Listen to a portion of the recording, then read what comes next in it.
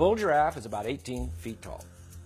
In order to get blood up that long skinny neck against gravity, the bull giraffe has to have a powerful pump, and that's his heart. And the heart of a bull giraffe can be as much as 2.5 feet long. Big, powerful pump.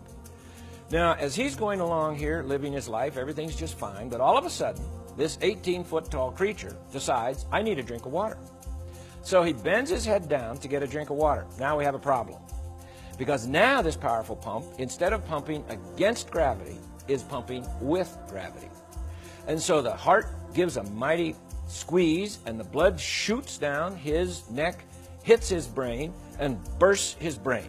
And so now he just blew his brains out. Okay, so he's dying, and he must be thinking to himself, I need to evolve something here to take care of my problem. When I get a drink of water, I blow my brains out. Of course, we know dead creatures don't evolve. But he doesn't blow his brains out, because as he bends his head down, there are like little spigots in his artery that goes up the neck, little valves, and they close.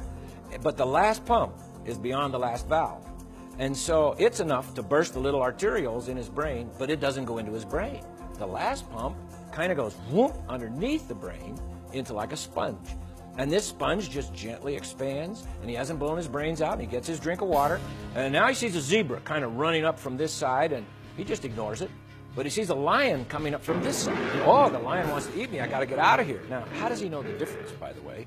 Evolutionists can't explain that to us. But the fact is, here comes this lion. He's going to eat the giraffe. And so the giraffe jumps up. He runs about 5 steps, passes out.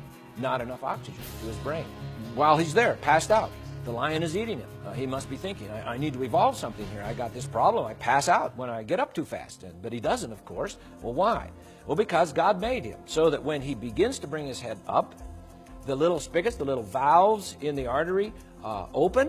The sponge under the brain gently squeezes that last little pump of oxygenated blood up into his brain. There are little valves in the vein that goes down the neck. They close. And by the time he's up and running, everything is fine. His blood pressure is fine, and he does just fine.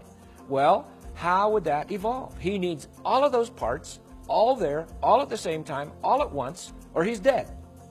And so I think the giraffe is another example of a designer. He needed a designer to design him just like he is.